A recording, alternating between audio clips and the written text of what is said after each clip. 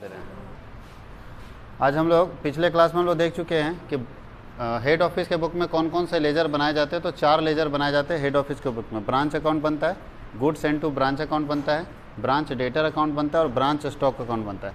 आज वो चारों लेजर का फॉर्मेट हम आपको बताएंगे कि कैसे बनता है branch account. Branch account nominal account होता है, याद रखना है आपको। नॉमिनल अकाउंट का जो रूल्स है वही रूल्स ब्रांच अकाउंट बनाने में लगेगा। यहाँ बैठा हुआ सारा बच्चा ब्रांच अकाउंट जानता है, भले नाम पहली बार आप सुने हो लेकिन जानते हो।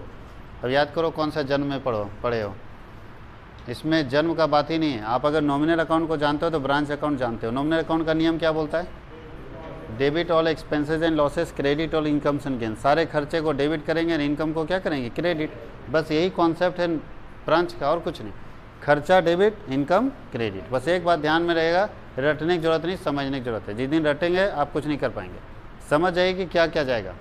तो चलिए ब्रांच अकाउंट का फॉर्मेट आपके पास रखते हैं और उसके बाद डिस्कस करते हैं, देखते हैं। सारे बच्चे को एक बार में याद हो जाना चाहिए फॉर्मेट, रटने की जरूरत नहीं, समझ के। अच्छा, किसके बुक में अकाउंटिंग होता है? ब्रांच के बुक में या हेड ऑफिस के बुक में? हेड ऑफिस के बुक में लिखा जाएगा। तो देखो ऊपर में लिखा है in the books of head office. Head office के यहाँ किसका लेजर बन रहा है? ब्रांच का। यानी हेड ऑफिस के यहाँ ब्रांच का लेजर बन रहा है। क्लियर?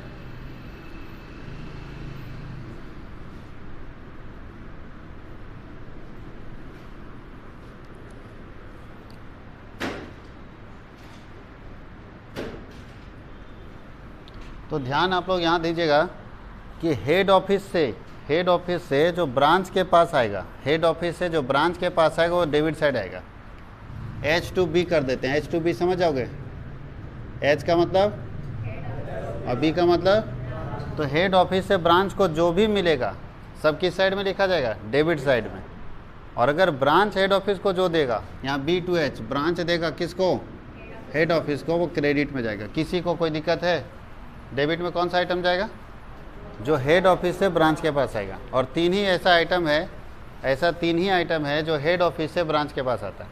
सिर्फ 3 item.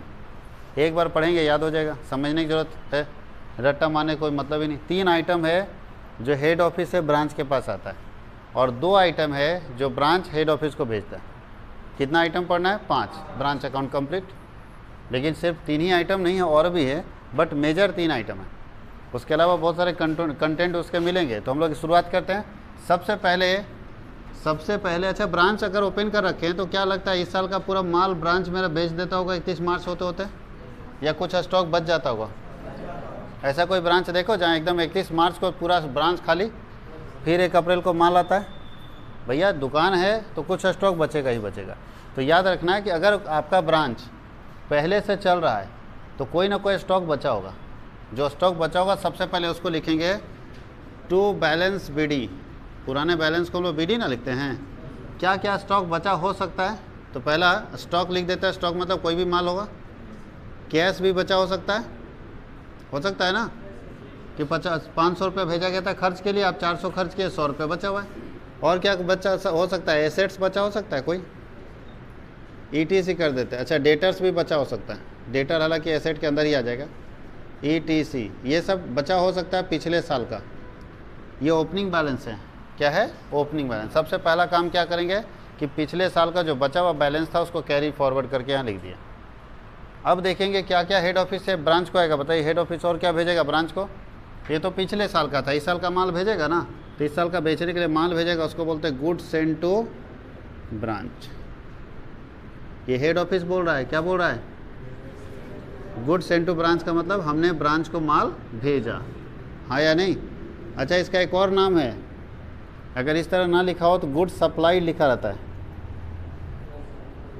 Good supplied to branch, इसका मतलब यही हुआ। और एक और नाम इसका है good supplied by head office.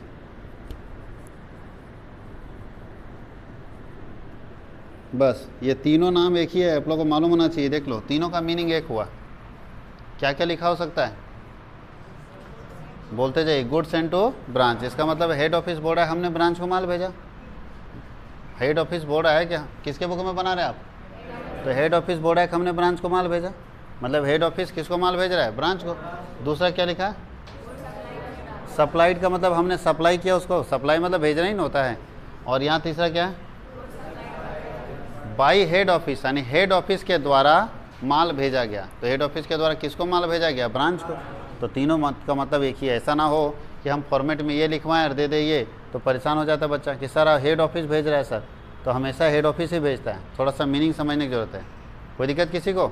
तो पहला ओपनिंग बैलेंस लिखेंगे, दूसरा माल जो हेड ऑफिस भेजेगा वो लिखेंगे, और तीसरा हेड ऑफिस चूँकि डिपेंडेंट ब्रांच है ना, तो सारा खर्चा भी हेड ऑफिस भेजेगा। इसका सारा खर्च भी कौन भेजेगा? हेड। तो लिखेंगे cash sent for expenses, cash sent for expense. वो जो जो खर्च के लिए भेजेगा लिख देंगे। कोई दिक्कत है? किसके लिए भेजा, बस इतना ही डेबिट साइड जाएगा। बताओ किसी को दिक्कत होगा? अब क्रेडिट साइड में क्या करेंगे? क्रेडिट साइड में क्या लिखना है बताओ तो? ब्रांच हेड ऑफिस को क्या भेजेगा भैया? तो माल बेच के पैसा भेजेगा ना, तो अब लिखेंगे बाई कैश। ठीक है, क्या लिखेंगे? कैश, या कैश सेंड लिख सकते हैं, cash send to head office. अच्छा, कहाँ से पैसा भेजेंगे, कहाँ से पैसा आएगा? तो या तो कैश सेल करके पैसा लाओगे, और बताओ जी ब्रांच के पास पैसा कहाँ से आएगा? नगद बेचेंगे तो पैसा आएगा। और एक पैसा आ सकता है receive from debtor, receive from debtor. Debtor क्यों? तो अगर पिछले साल उधार माल बेचे होंगे तो उससे वसूल के देंगे, और कहाँ से लाएंगे पैसा? ब्रांच दो ही जगह से पैसा ला सकता है, या तो नया माल बेचा है नगद में, या तो पहले किसी से उधार बेचा था उसे वसूल के दिया होगा, और कहीं से पैसा ब्रांच के पास नहीं आएगा। तो ब्रांच यही दो पैसा भेजता है। फिर से बताइए कौन कौन सा पैसा? जो कैश सेल करेगा वो, और कहीं से अगर डेटर उधार पिछले साल बेचा होगा तभी ना वसूलेगा। अब उधार ही नहीं बेचा तो कहाँ से वसूलेगा? तो इसका मतलब है यही दो जगह से पैसा वो जुगाड़ करके हेड ऑफिस को भेजेगा। और क्या भेजेगा ब्रांच हेड ऑफिस को? माल भी तो रिटर्न कर देता है कभी कभी, गुड्स रिटर्न बाई ब्रांच। नहीं, गलती से माल को दूसरा भेज दिया मेरे ब्रांच को। अब यहाँ विशाल मेगा मार्ट का ब्रांच है या V2 का ब्रांच है, गलती से पता चला सब सफ़ेद लुंगी इधर भेज दिया। जहाँ से हेड ऑफिस था वहाँ पैकिंग होता होगा, गलती से जो वहाँ चपरासी या क्लर्क होगा या एम्प्लॉई होगा, कर्मचारी, वो क्या किया बाई मिस्टेक क्या किया, जो साउथ वाला था वो जाना था तमिलनाडु, उसमें चिपका दिया झारखंड, और झारखंड वाले में तमिलनाडु। तो पता चला लाल पगड़ी उधर चला गया और सफ़ेद लुंगी इधर चला गया। अब बताओ यहाँ बिकेगा? तो क्या करेंगे? माल वापस। तो माल वापस तो भैया जब आया था माल तो डेबिट साइड लिखे थे ना, अब जाएगा तो उसको कहाँ लिखेंगे? क्रेडिट साइड में। तो जब ब्रांच कुछ माल हेड ऑफिस को रिटर्न कर देता है तो वो रिटर्न यहाँ दिखेगा। कोई दिक्कत है? किसका रिटर्न? ब्रांच का रिटर्न हेड ऑफिस को। अगर कस्टमर ब्रांच को रिटर्न करता है उसको नहीं यहाँ नहीं लिखेंगे। अब ध्यान दीजिएगा, एक V2 और हेड ऑफिस के बीच में वो वाला रिटर्न जाएगा। अब हम सामान V2 से खरीदे और रिटर्न कर दिए, बोला नहीं भैया सेटिस्फेक्शन हमको नहीं हो रहा है, सामान वापस ले लीजिए। तो मेरा वाला रिटर्न, कस्टमर वाला रिटर्न क्या हेड ऑफिस में लिखे गए? नहीं, कस्टमर वाला रिटर्न हेड ऑफिस में नहीं लिखेंगे, समझ गए? तो लिखा रहेगा रिटर्न बाय कस्टमर, गलती से भी मत लिख देना। यहाँ किसका लिखना है देखो ठीक से, ब्रांच रिटर्न करा है किसको? हेड ऑफिस को।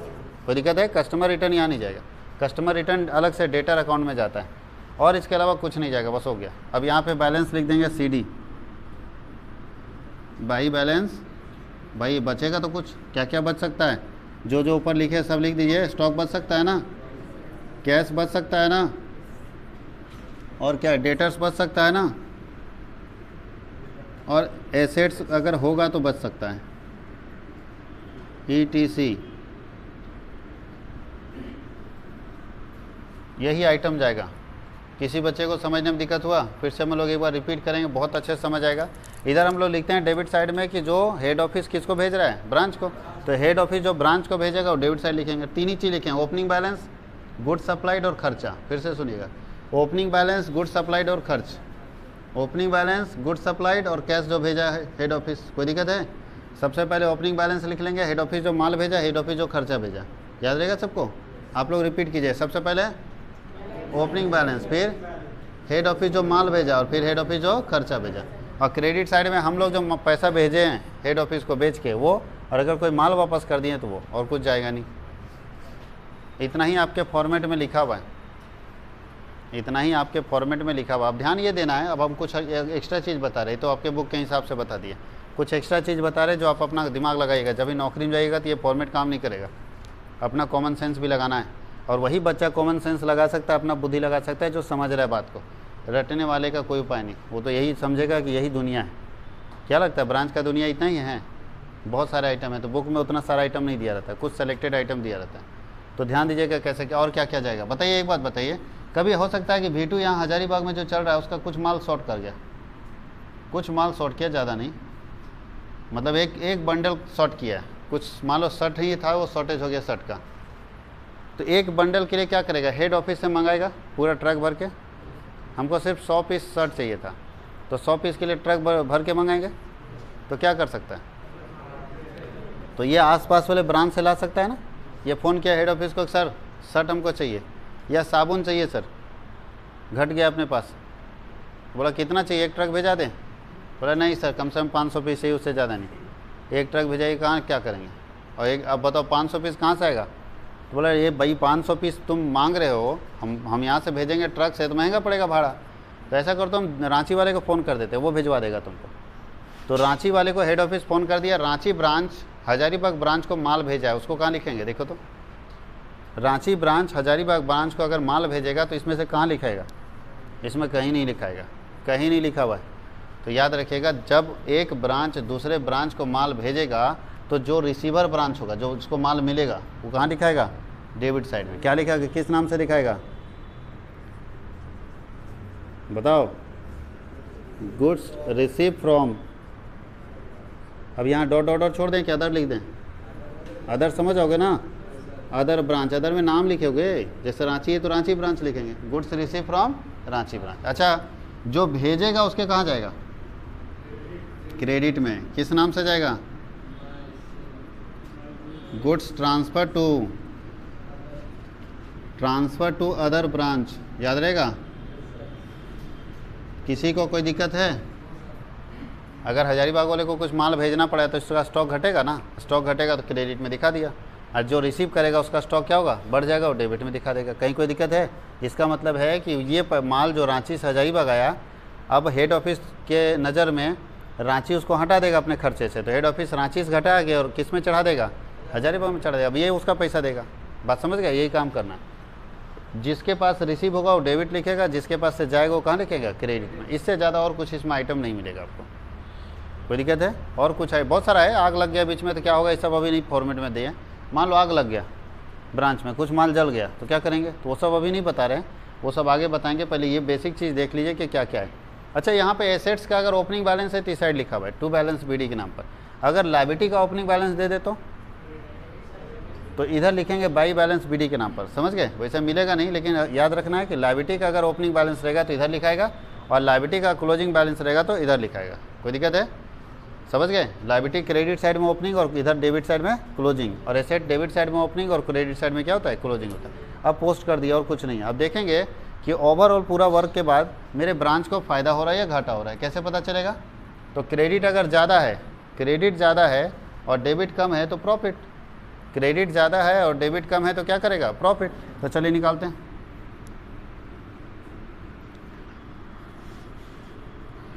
क्रेडिट, अब यहाँ तो अमाउंट है नहीं, एक बस अनुमानित है, उधर ज़्यादा होगा, उठाकर यहाँ लाएंगे, सब माइनस करेंगे, सारा जोड़ के इसमें माइनस कर देंगे, तो यहाँ पे मेरा आंसर आ जाएगा, कहलाएगा जनरल पीएल,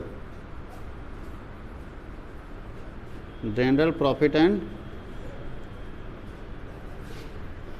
और अगर उल्टा हो जाए तो, अगर डेबिट साइड ज़्यादा हो जाए, खर्चा ज़्यादा हो जाए, इधर आ जाए, तो इधर आंसर क्या आएगा?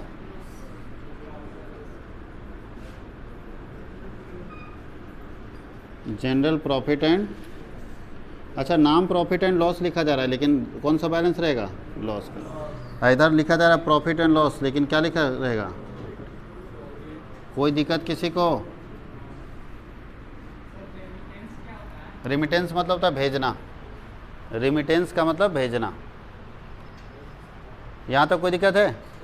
अब हम लोग आगे चलें। पहला लेजर कंप्लीट, फिर से एक बार रिपीट करते हैं, सारे बच्चे दिमाग में सेट हो जाना चाहिए। एक चीज़ याद रखना है कि क्या हेड ऑफिस से जो ब्रांच में आएगा वो डेबिट साइड, हेड ऑफिस से ब्रांच में क्या क्या आता है, ध्यान दीजिए, हम रिपीट कर रहे हैं, सारे बच्चे ध्यान देना।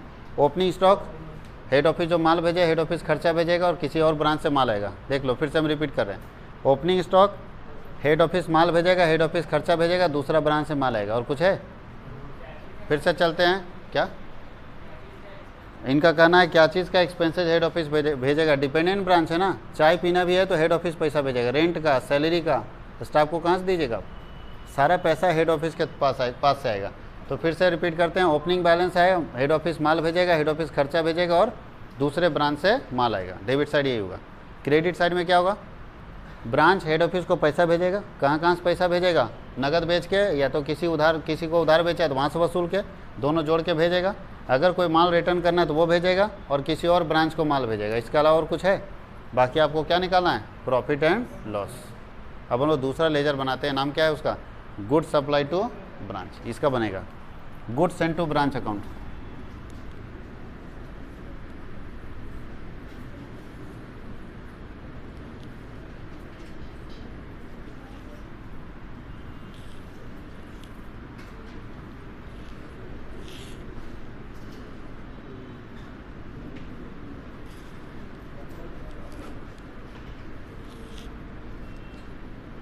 ये सब तो जानते ही हो क्या क्या जाएगा।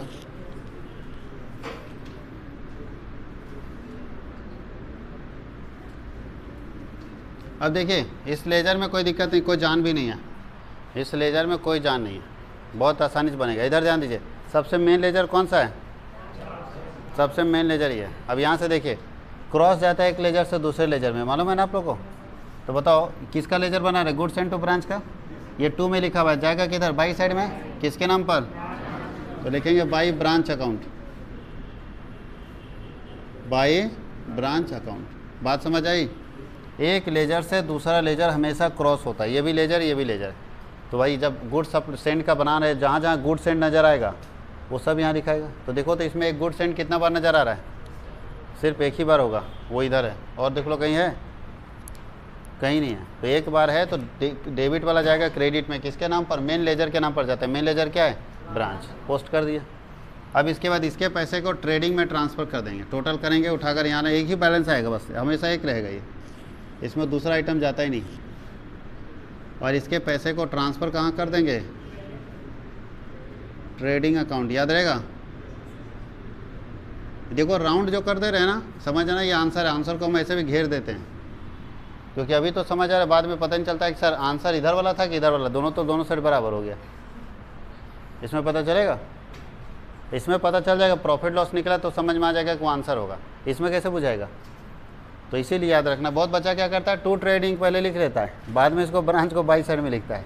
तो सोचो टू ट्रेडिंग कहाँ से है उसको पता नहीं, तो हमेशा राउंड लिख कर किया रहेगा, समझ आना वही आंसर निकलेगा। समझ गए, कोई दिक्कत, ये भी बहुत बड़ा इशू है, बाद में नहीं समझ में आता है कि कौन सा मेरा आंसर निकलेगा। अब चलिए दूसरा लेजर भी खत्म हो गया, इसमें एक ही हमेशा जाएगा, तो ये बनाने नहीं पूछता है, लेकिन कैसे जाएगा वो समझ में आया। सबसे पहला पोस्टिंग यहाँ से जाएगा क्रॉस होके, ठीक है, यहाँ से क्रॉस करके लेके जाएंगे। और उसके बाद और कुछ है, देखिए और कहीं गुड सेंड टू ब्रांच है, कहीं भी नहीं है। तो एक पोस्टिंग है बाई साइड में, उसका CD कर दिया हम लोग, CD मतलब ट्रेडिंग में ट्रांसफ़र कर दिया। दूसरा बनेगा branch debtor account, branch debtor account. Branch debtor तब बनेगा जब उधार बेचेंगे, ब्रांच डेटर तब बनेगा जब हम क्या बेचेंगे, उधार बेचेंगे, तब ब्रांच डेटर बनेगा। कोई दिक्कत है,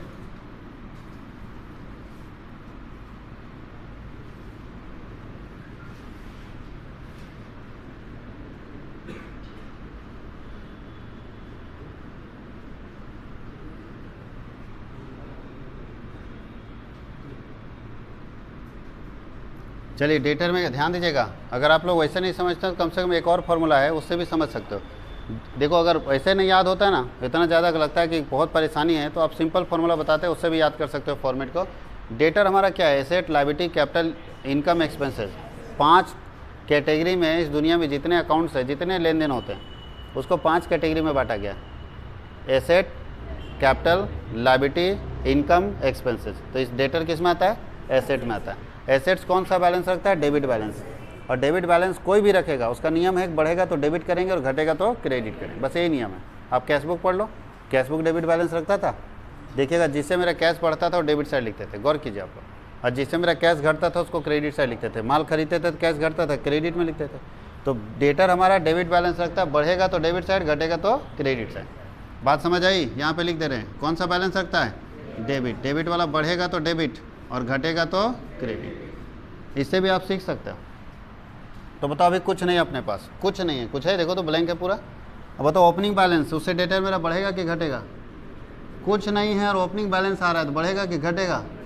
बढ़ेगा। तो लिखेंगे टू बैलेंस BD। बढ़ेगा तो कहाँ लिखेंगे? Debit side. और किससे बढ़ेगा? Credit sale. डेटर मेरे किससे बढ़ता है? उधार बेचने से ना बढ़ता है। और किससे बढ़ेगा? बिल डिजॉनर से बढ़ सकता है। बिल डिजॉनर, बिल कैंसिल हो जाने से बढ़ जाएगा।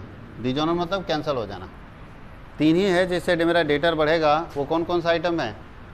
To balance BD, opening balance से डेटर बढ़ सकता है, उधार बेचेंगे तो डेटर बढ़ सकता है, और बिल अगर कैंसिल हो जाएगा तो डेटर बढ़ सकता है। बिल कैंसिल का मतलब जैसे हम उधार बेचे 1 लाख रुपये का, अब कोई आदमी हमको 25,000 का चेक दे दिया तो हम डेटर कितना मानेंगे? 75,000। हमको लगा चेक मिल गया तो पैसा मिल गया, और जब हम चेक बैंक लेके जाते हैं तो पता चला बैंक से मेरा चेक ही कैंसिल हो गया, पैसा ही नहीं मिला। तो कैंसिल हो गया तो जो डेटर हम 1 लाख से 75,000 कर दिए थे, अब क्या करेंगे? फिर 1 लाख कर देंगे ना। यार ये ऐसा आदमी धोखा दे दिया है, हम उधार घटा दिए थे लेकिन ये आदमी पैसा ही नहीं दे रहा है, चेक इसका फेल हो जा रहा है। तो बताओ मेरा डेटर 75 का या 1 लाख का? तो बढ़ाना पड़ेगा, तो उससे भी मेरा डेटर बढ़ जाएगा। तो ये 3 आइटम है जिससे मेरा डेटर क्या होगा? बढ़ जाएगा। याद रहेगा? 3 आइटम है जिससे मेरे डेटर पर क्या असर पड़ेगा कि डेटर इंक्रीज हो जाएगा। एक एक आइटम के बारे में समझना है। अब डेटर घटेगा किस किस से, वो क्रेडिट में लिखेंगे। डेटर क्या होता है समझते हो सब लोग? जिसको हम उधार माल बेचते हैं, जिससे पैसा लेना है। अरे आप लोग मेरे डेटर हो, आप लोग मेरे लिए क्या हो? डेटर हो। तो बताओ आप लोग का बैलेंस जिधर से घटेगा वो क्रेडिट में लिखेंगे और बढ़ेगा तो डेबिट में लिखेंगे। समझ में आया? अब बताओ पहले से किसी बच्चे का सेमेस्टर 1 का फ़ी बाकी BD, अभी सेमेस्टर 2 का फ़ी क्रेडिट सेल होगा, हाँ या नहीं? अब कोई बच्चा सेमेस्टर 2 का फ़ी ऑनलाइन पेमेंट किया, फेल हो गया, आया नहीं मेरे खाते में, और हम गलती चढ़ा दिए थे, अब क्या करेंगे? डिजॉनर। और कोई तकलीफ? अब किस किस से घट सकता है बताओ डेटर मेरा? उधारी किस किस से मार्केट में घट सकता है? अच्छा कैश अगर रिसीव कर लेंगे तो घटेगा। जैसे आप लोग का मान लो 5 लाख रुपए का डेटर हो और कुछ पैसा दे दियो आप लोग, हम रिसीव कर लिए, तो मेरा डेटर घटेगा या बढ़ेगा? तो कैश रिसीव्ड फ्रॉम डेटर, अगर जो मार्केट में उधारी था उससे कुछ पैसा अगर मिल जाएगा तो मेरा उधारी क्या होगा? कम हो जाएगा। और बताइए, अच्छा पैसा डूब जाएगा तो उधारी घटेगा कि बढ़ेगा? 1 लाख मार्केट में उधार था, उसमें से कंफर्म हो गया कि 10,000 डूब गया, नहीं देगा कोई आदमी। जो आदमी उधार खाया था वो मर गया, और जब उसके फैमिली वाले को मांगने जाते हैं बेटा को, तो बोलता है उसी से मांगो जो उधार खाया था, और उससे मांगने के लिए कहाँ जाना पड़ेगा? वो तो मिलेगा नहीं, तो पैसा डूब गया। तो डूब गया तो डेटर बढ़ा कि घटा? घटा। घटेगा तो कहाँ लिखेंगे? क्रेडिट में। और बताइए, देखो यहाँ लिखेंगे return from customer. Return from customer का अगर रिटर्न करेगा तो यहाँ पे लिखेंगे। अब कस्टमर के रिटर्न करने से मेरा डेटर कैसे घटेगा? तो खुद सोचिए कि 1 लाख का सामान कोई हमसे लिया था तो उसके नाम पर 1 लाख का उधार चढ़ा दिया, अब वो 20,000 का सामान वापस कर दिया, तो उधार कितना रहा? तो घटा ना। तो जब भी कोई कस्टमर रिटर्न करेगा तो उसका पैसा घट जाएगा। अगर कस्टमर से रिटर्न आ रहा है तो उससे भी मेरा क्या होगा? तो अच्छा रिटर्न कौन करता है? क्रेडिट सेल वाला या कैश सेल वाला? कैश सेल वाला कभी रिटर्न नहीं लेगा दुकानदार। इस दुनिया में कोई दुकानदार कैश सेल वाला रिटर्न नहीं लेगा, उसको एक्सचेंज करेगा कि भैया तकलीफ़ है दूसरा ले लो, लेकिन वापस तो पैसा नहीं देंगे क्योंकि हाथ में आ गया। लेकिन जिसको उधार बेचेगा, माल उधार बेच दिया, बोले नहीं रिटर्न नहीं लेंगे, बोलता ठीक है मत लो, चले सामान लेके आना, पैसा लेने बता देंगे कि कौन आदमी हम है। बात समझ में आया? तो वहाँ दुकानदार या बिजनेसमैन मजबूर होता है कि भाई उधार बेचें ले लो, नहीं तो पैसा भी नहीं देगा, सामान भी चल जाएगा। बात समझ गए? इसीलिए क्रेडिट सेल का ही रिटर्न ज़्यादातर आता है। तो हम लोग ये मानेंगे कि जो सेल रिटर्न फ्रॉम कस्टमर दिया आउट ऑफ क्रेडिट सेल है, ये सारा का सारा उधार बिक्री वाला ही है, इसलिए हम लोग यहाँ डाल देंगे। ठीक है। और किससे घट सकता है मेरा डेटर बताइए? इसके अलावा और किससे से घट सकता है? डिस्काउंट से घट सकता है। अगर हमने अपने डेटर को कोई डिस्काउंट अलाउ कर दिया तो इससे घट सकता है। छूट दे दिए, किसी से 9,000 रुपये लेना था, बोला सर अभी बोलिए कितना दें, छूट दीजिएगा अभी दे देंगे, तो बोले चलो ठीक है 8,500 दे दो, वो 8,500 दे दिया, तो 500 मेरा डेटर घटा ना। तो डिस्काउंट से भी मेरा डेटर क्या होता है? घट जाता है। तो इतने सारे आइटम है जिससे मेरा डेटर घट सकता है। इतने सारे क्या क्या बताए? Cash receive, bad debt, return, discount, ये सब से मेरा क्या होगा? रिबेट से भी घट सकता है, लेकिन रिबेट आता नहीं है, ETC कर देते हैं। और भी अगर कोई आता है तो यहाँ लिख सकते हैं। रिबेट मतलब ही छूट होता है, अगर छूट मिलता है तो उससे भी अलाउंसेस से भी घट सकता है। जो सब छूट मिलता है बहुत सारा चीज़ फॉर्मेट में नहीं है, लेकिन लिख लीजिए, काम देगा आप लोग को। रीबेट, इसको हटाइए ETC को। रीबेट का मतलब ही छूट होता है, अगर ये मिला तो घट जाएगा, अलाउंसेस अगर मिला तो घट जाएगा। ये सब आपके फॉर्मेट में होगा भी नहीं। चलो ज़्यादा लंबा नहीं लिखते हैं, फिर एक और फॉर्मेट देना है। यहाँ तक कोई दिक्कत है? ये सबसे मेरा डेटर घटता है और ये सबसे मेरा डेटर क्या होता है? बढ़ता है। रीबेट मतलब ही छूट, अलाउंसेस का मतलब ही छूट होता है। रीबेट मिलता है जब आप ड्यू डेट से पहले पेमेंट कर देते हैं। देना आपको 3 महीने के बाद था, हम बोले थे कि 3 महीने बाद आप दीजिएगा, और आप उससे पहले दे दिए तो उसको हम लोग क्या बोलते हैं? रीबेट। वहाँ पे मिल जाता है, आपको छूट मिल जाता है। पहले ही आप दे दिए तो खुद वो छोड़ देगा। जैसे आप बिजली बिल देखो, पहले पेमेंट कर दो, LIC का पेमेंट पहले कर दो, देना है 1 साल का धीरे धीरे, और पहले 1 साल का एक बार जमा कर दो, तो आपको कुछ ना कुछ रिबेट मिल जाएगा, कुछ पहले ही पेमेंट करने का छूट मिल जाता है। अलाउंसेस भी मिलता है, जब अलाउंसेस स्पेशल स्कीम के थ्रू मिलता है, ये हर बार नहीं मिलता है। जब कंपनी अगर कोई स्पेशल स्कीम निकाल रही है तो आपको अलाउंसेस दे देगी ऑटोमेटिक। अब इससे हम लोग क्या निकालना चाहेंगे, तो ध्यान दीजिए, टोटल करेंगे, इधर उठा कर लाएंगे, और यहाँ पे जो बैलेंस निकलेगा, ये मेरा आंसर निकलेगा यहाँ पे, इसको करेंगे by balance CD, by balance CD, ये होगा क्लोजिंग बैलेंस। ध्यान देना, इससे निकलेगा क्लोजिंग डेटर, अच्छे समझिएगा, इससे निकलेगा क्लोजिंग डेटर। ये है आपका ओपनिंग डेटर, ओपनिंग डेटर। और अगर आपसे पूछा जाए कि डेटर अकाउंट क्यों बनाते हैं, क्यों बनाते हैं डेटर अकाउंट, क्या ज़रूरत है डेटर अकाउंट बनाने का, तो डेटर अकाउंट 3 बात को जानने के लिए बनाते हैं। फिर से सुनिएगा, डेटर अकाउंट बनाने का कोई पर्पस नहीं है, 3 चीज़ हमको चाहिए। अगर वो क्वेश्चन में दिया हुआ है तो इसको बनाने की कोई ज़रूरत ही नहीं है।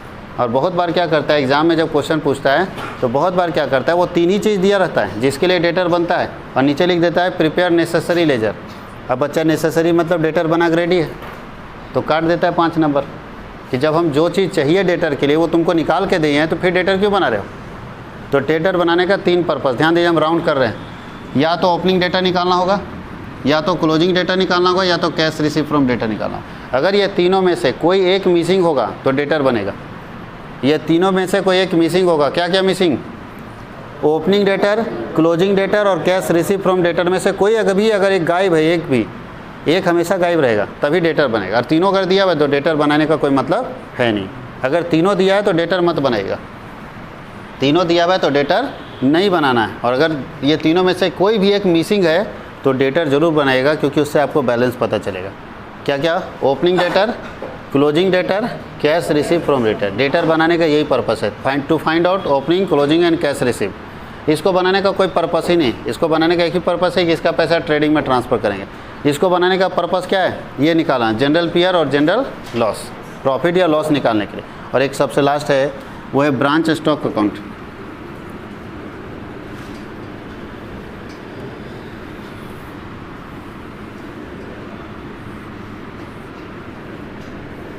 अब देखो, ब्रांच स्टॉक इधर दिख रहा है,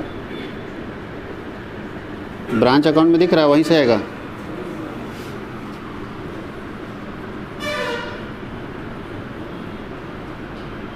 ब्रांच अकाउंट में दिख रहा है ब्रांच स्टॉक, गर्दन ऐसे ऐसे हिला रहे हो, यहाँ एक स्टॉक दिख रहा है, एक यहाँ दिख रहा है, हिला रहा है ऐसे ऐसे, दिख ही नहीं रहा है, ब्रांच स्टॉक दिख रहा है। पहले आप लोग ये बताओ कि ब्रांच स्टॉक का मतलब क्या, ओपनिंग स्टॉक या क्लोजिंग स्टॉक, दोनों मेरे पास है। यहाँ पे ओपनिंग स्टॉक है और यहाँ पे क्या है, क्लोजिंग स्टॉक। तो ब्रांच स्टॉक किसको डिनोट करता है, ओपनिंग स्टॉक को या क्लोजिंग स्टॉक को? नहीं, स्टॉक का मतलब क्लोजिंग स्टॉक। स्टॉक का मतलब क्या होता है, क्लोजिंग स्टॉक, क्योंकि जो क्लोजिंग होगा वही तो नेक्स्ट ईयर ओपनिंग होगा। तो स्टॉक हमेशा याद रखना, stock means closing stock. Stock का मतलब क्या हुआ, क्लोजिंग, ओपनिंग का कोई मतलब नहीं। तो क्लोजिंग स्टॉक को डिनोट कर रहा है। तो ब्रांच स्टॉक में किसका बनाएंगे, क्लोजिंग स्टॉक का। बताओ क्लोजिंग स्टॉक ये है, तो बाई में है, अगले लेजर में जाएगा 2 में जाएगा, तो बाई वाला 2 में जाएगा, किसके नाम पर, तो लिखेंगे to branch account, to branch account. और स्टॉक है तो सीडी हो जाएगा, सीडी इसलिए क्योंकि अगला साल कैरी फॉरवर्ड करेंगे ना। देखो यहाँ सीडी ना हुआ है स्टॉक, तो करेंगे बाई बैलेंस सीडी, सीडी मेरा आंसर आ जाएगा। किसी को कोई दिक्कत है, ये कौन सा स्टॉक बन रहा है, ब्रांच स्टॉक का मतलब ही क्लोजिंग स्टॉक होता है। ओपनिंग स्टॉक का कभी लेजर नहीं बनता है, जब भी बनेगा तो क्लोजिंग स्टॉक का साल के लास्ट में मेरा कितना स्टॉक बचा हुआ है। किसी को कोई दिक्कत है, अब ये हो गया चारों लेजर का फॉर्मेट, और इसी लेजर से जर्नल बनाना है। इसी लेजर से हम आपको जर्नल सिखाएंगे कि इस लेजर से कैसे जर्नल बनाते हैं। बहुत ही आसान है लेजर से जर्नल बनाना। अभी तक आप लोग उल्टा कर रहे थे सेमेस्टर 1 में, जर्नल से लेजर, जर्नल रट्टा मार लेते थे, उसके सारे लेजर बनाते थे। अब की बार क्या बता रहे हैं, लेज़र से जर्नल। ये आसान पड़ेगा, और जब ये उल्टा सीख जाएगा ना तो आपका दिमाग एकदम एक्टिव हो जाएगा और हर चीज़ को आप बना सकते हो। कोई क्वेश्चन हो किसी तरह से पूछे, टेढ़ा मेढ़ा, सब आप बना सकते हो। इसलिए ये आपके लिए आसान पड़ेगा। लेज़र से जर्नल सीख जाने के बाद पूरा जर्नल और लेज़र के ऊपर कमांड होगा। तो इसको लिख लीजिए, फिर हम लोग इसका जर्नल एंट्री करते हैं।